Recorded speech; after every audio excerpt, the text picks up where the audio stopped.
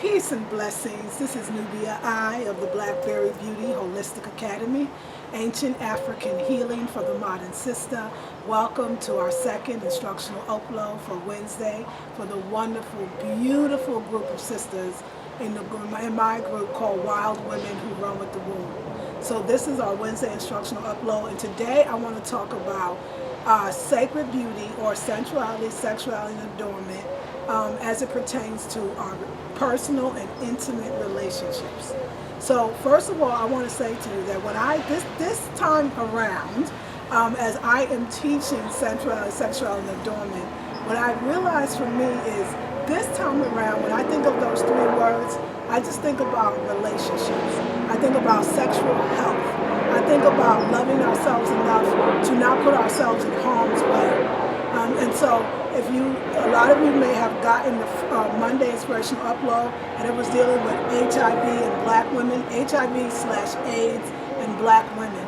And I know some may have thought, like, why is she showing us this regarding sensuality, sexuality, and adornment? Well, I know the sexuality part, you can get that in a sense. And why I showed it to you was, it's going to be very difficult for us to be sexy or pay attention to being sexual or adorning ourselves or sensual if we are actually walking around with diseases or diseases. And that the fact that a lot of women have HIV/AIDS says to me that there's a lot of sad women.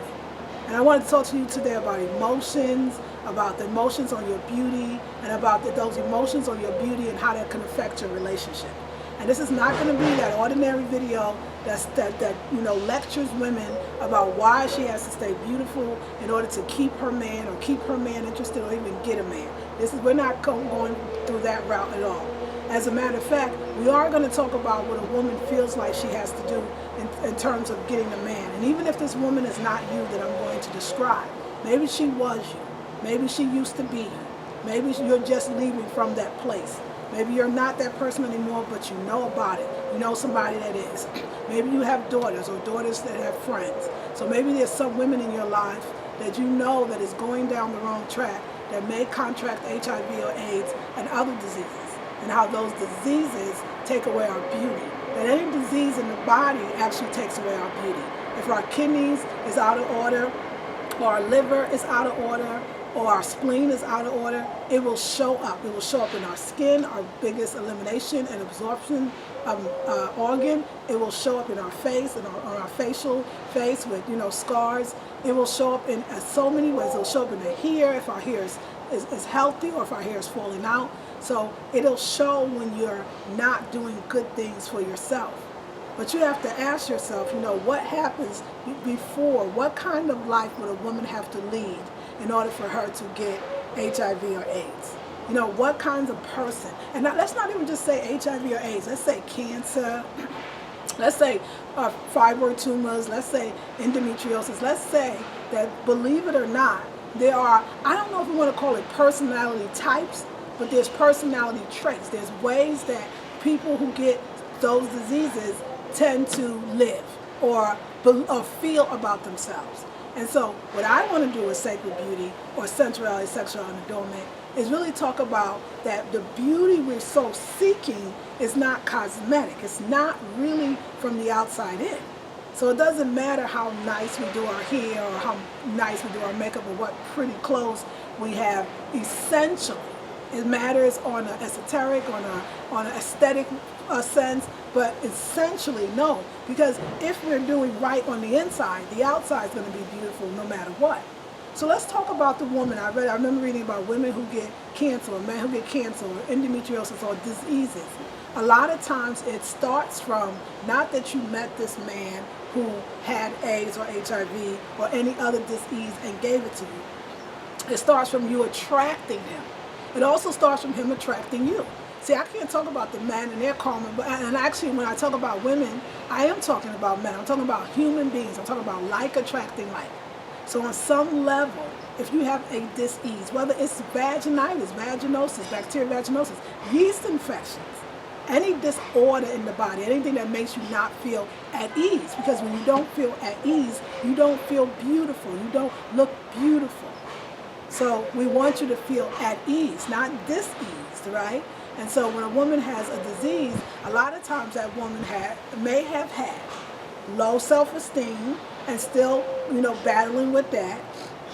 Low self-worth, not believing that she's even worth anything, that believing she's worth more than the man that goes in and out of jail and impregnates her, or worth more than the man that has all kinds of ailments like diabetes or high blood pressure, all these things, and she becomes his caretaker. It's not a relationship of intimacy and love. It's a relationship of give and take. She's giving and that person's taking. So when you see women, or if you're of that woman yourself, and you're in a relationship like that, a relationship where either it's somebody you're not feeling self-esteem, you don't have high self-esteem, you don't have high self-worth, or you don't feel like you're worthy of anything, or you don't feel good enough to have somebody, you will notice that the man you may attract may have multiple diseases themselves, may be on some type of addicted to some type of stimulant or drug, may not feel really good about themselves, probably barely want to actually get a job, and really don't know which way direction to go. And when you meet a man like that, don't get mad. Don't blame him. Don't fight. Because most likely he is suffering from the same depression, which I believe when we attract a disease, there's a form of depression. He is suffering from the same depression you are. Now, I'm not saying to you, because he's suffering from the same depression you are, that you should accept nonsense in your life, that you should accept this man in your life as normal. I'm not saying to you to let him go. I'm not saying to you to keep him. I'm saying to you to understand that if you fix yourself and become beautiful within, he will not be attracted to you anymore. And it's just that simple. So let me just tell you what brought this up. As I'm also doing the intensive, the raw food intensive, and I'm teaching it from this perspective of us drinking lots of water a day, only eating one big meal a day, eating fruits in its whole forms, maybe not always blending and pounding. And what we're discussing is what's coming up for us is this raw emotions.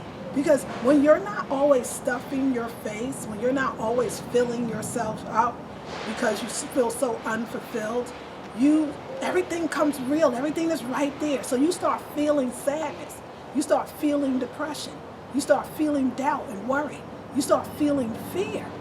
Did they just come out of nowhere? They've always been there, but this is why you were eating the food, in order to push it down. So let's just take that, and of course that's going to mess with your sacred beauty.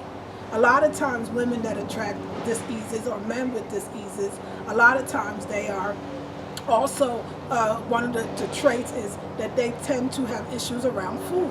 Whether they use food to stuff themselves, unhealthy foods, whether they use healthy foods to stuff themselves. But they deal with their emotions around food. A lot of times when you deal with your emotions using food or sex or overspending or shopping or any of those things, when you do that, a lot of times you create a dis-ease in your body, because usually what you're trying to put in is either not very healthy, or you do it so often it becomes unhealthy. And so because a lot of times a woman that attracts a man with a disease, again, she's not feeling fulfilled, she doesn't feel worthy, and it wrecks with her beauty. And a lot of times, like a lot of healers or elders will give you advice to be like, girl, you got to get rid of that man. That man is taking away your beauty. He ain't got no job. He's sick. He's tired. He don't help you. And you're thinking, yeah, that's it. It's him. It's him. And look, it's true. Before I met him, you'll start saying to yourself, before I met him, I was beautiful. I looked good. I was at the perfect weight. Things were great, because we always remember it better than it really was. And then you start to say, that's it. And all those feelings that you're feeling when you're really delving into beauty from a natural perspective, meaning sea salt baths, smoothies, eating raw foods, that opens you up. But a lot of times we don't know what to do with what comes up from us being sacred women and really healing ourselves. And so what we do is, the first thing, remember, we're talking about sacred beauty, or sensuality, sexuality, adornment, and healthy relationships. The first thing we do is, it's that man, it's my cousin, it's my sister, It's the doubtful friends, you know. Now, I'm not saying to you that you should not identify what is sucking the life out of you and your beauty. Okay, because there's some people that do come into your life. They watch you, they're attracted to your beauty. I'm talking about male and female. I'm talking about platonic as well as intimate relationships. They're attracted to your beauty, they're attracted to your light, your energy, your vibrational frequency. They come to you and they realize that they are, then you get them close to realize they may be jealous of you, they don't understand you, they're upset with you. Some underlining ugliness, you know, talking about beauty, and you start, and of course, those people need to go. But a lot of times we start throwing people out of our lives because we're trying to be beautiful, right? Beautiful inside, take better care of ourselves, disassociate ourselves from people that are drags, right? That drag us down, that drag our energy down. And so we let the person go. Most likely a few people closest to us. So now we're in this midst of being lonely. And we're also realizing that a lot of times the things we criticize about another person is really the things we're still working on ourselves. So this is what I don't want you to do, because I've done it, I've made this mistake too many times, and I don't want you to do it because I believe it takes away your beauty. You know, there's a affirmation that I'm going to say is a mantra for me, and I want it to be for you as well. It goes, nothing disturbs my peace.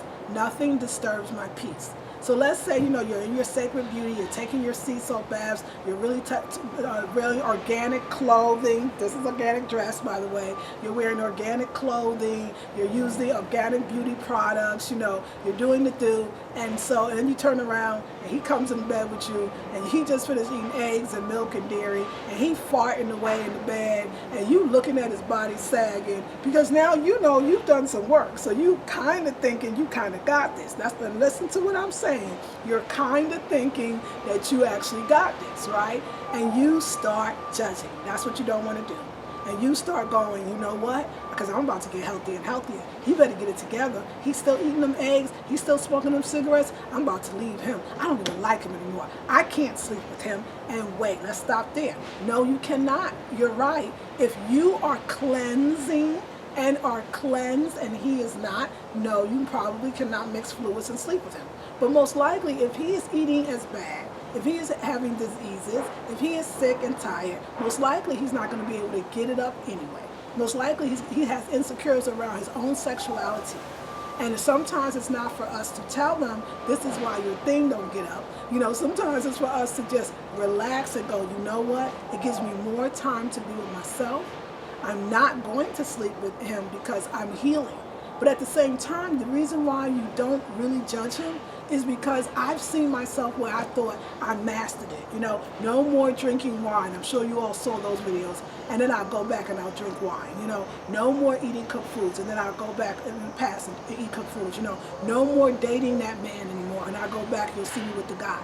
The reason why you don't want to judge is because a lot of times why the person is still in your life and the person has a transition out of your life easily and effortlessly, that they're still there, is because on some level, first of all, you're connected to them. And the level may be simply that you're still not quite done yet, that you still have not healed the very thing that you see in him. You haven't healed it in yourself.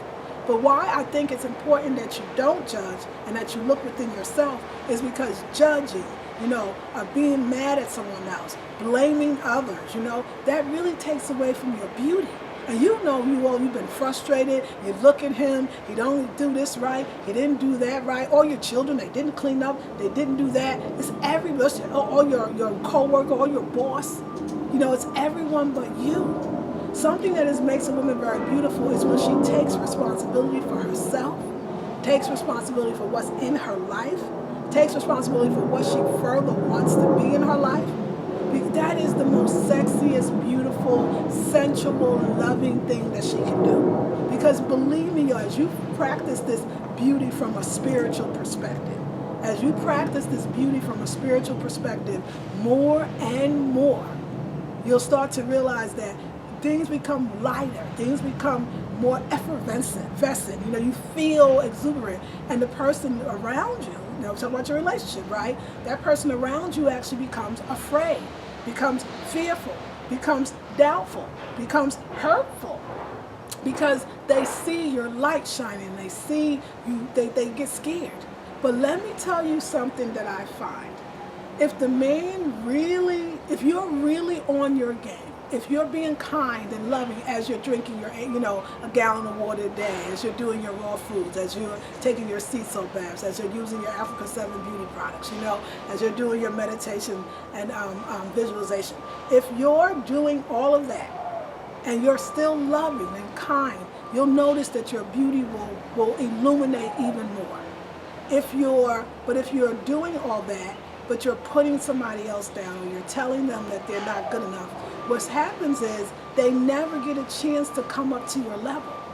As many of you, I know some of you have heard this before, but I remember when I first met my husband almost 6 years ago. He was of course not my husband then, and he said to me, as he saw me on raw foods and so energetic and running around, having so much energy, and he said, Nubia. After he caught me, he said, hey, could you stop for a second? I was like, oh, okay. And he was like, hey, Nubia, I want you to know you are on, with this food and health and vibrational frequency, you are on higher ground than I am. He said, do not come down to where I am. Let me come up to where you are. And because he said it and I felt him, I realized that every time I went and had wine, every time I went and ate cooked food, every time I didn't take my sea salt bath, every time I stopped taking care of myself, it wasn't him that told me to stop. It wasn't him that brought me down. It was, and I noticed, of course, he would do whatever he wanted to do as well. I've noticed this last few weeks that since I've been really on it and drinking the water, eating the 1 meal a day, I noticed that he's kind of doing it too. He knows how the food makes him feel when he doesn't eat the right food. He knows how, toxins come into his body. So they already know.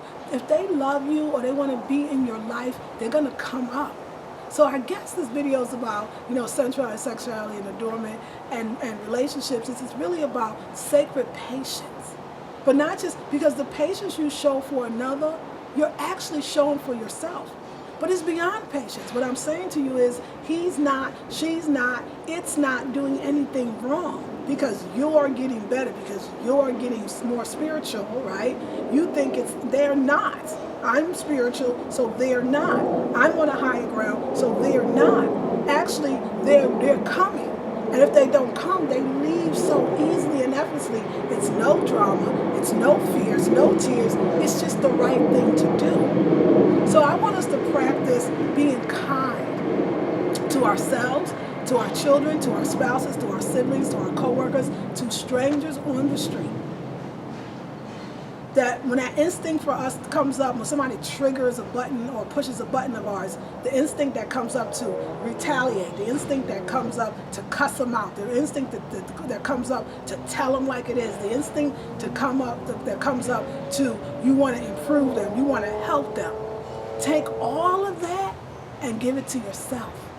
But don't give yourself the anger, the pain. It's not worth it because you have not reached the epitome of your beauty, of your sensuality, your sexuality, adornment.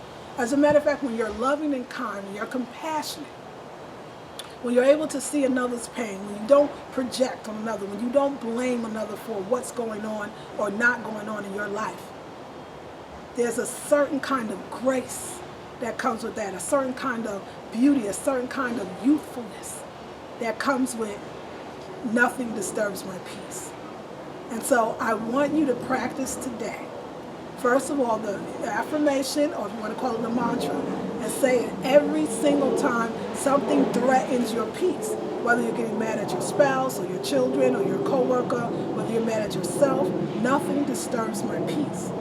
Your beauty lies in the sacredness, in the gracefulness, in the elegance of who and what you are. And it's not about another person. So all these emotions are coming up for me because I'm doing this 1 meal a day and I'm drinking all this water. And I know some things that happens when I know I'm going into my emotions. And I'll just share this briefly with you. If you want more of these tips about emotions and food, you can actually still join the intensive. It's all about raw foods. The last day to join is this Friday, so you still have time to join. But what I want to say about when I know that my emotions are coming up and I'm not drowning it or stuffing it down with food is, this is some of the things I say. I'm bored. I don't know if I'm living a fulfilling life.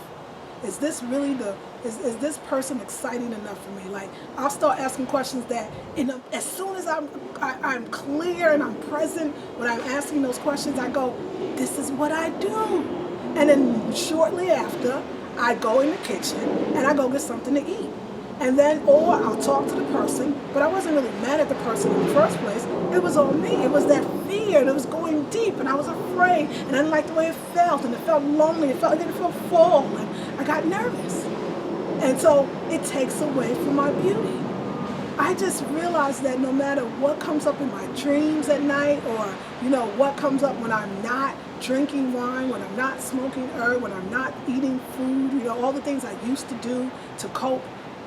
What I realize is when I allow it to come up, and then I look at it and I say, okay, wow, this is still me, and then let me tell you what I do when all that comes up and I want to attack another person or attack myself or just be ugly instead of pretty. I tell you, y'all, no, this is going to sound, actually it's going to sound just right coming from me. I pray. Before I get out that bed, I say, Creator, I don't know what that dream was about, but I know that I'm letting go. I know that I'm drinking water. I know that I'm eating 1 meal a day. I know that I'm changing. Help me to say the right words, speak the right words. And if there's no words for me to say, help me to say that. I pray on every situation. And I've been just really doing it. Not just going and getting the bathtub running and ready with the sea salt and the essential oils and meditate. I literally, wherever I am, if it's in the bed, if it's at the kitchen table, if it's right here outside, I stop and I say a prayer for my relationship. I say a prayer for all of my relationships with my child, with my sisters, my brothers, my siblings, my parents, my relationship. I just say a prayer. And when those emotions come up, I say, Creator, please help me not to go get that food. Please help me not to go drink that wine. Please let me feel it and understand that it's going to pass as well. Keep me pretty. Keep me sensual. Keep me sexual. Keep me beautiful. And so when I think that I'm going to project my fears, my doubts, my anger on my spouse, I do a prayer and then I walk down the stairs and it's like he felt the prayer. Every single time, because he says that thing I needed him to say, or he hugs me, or he tells me how beautiful I am, or he smiles, or he says something beautiful. It's not them. Our beauty is dependent upon us. It's not somebody else.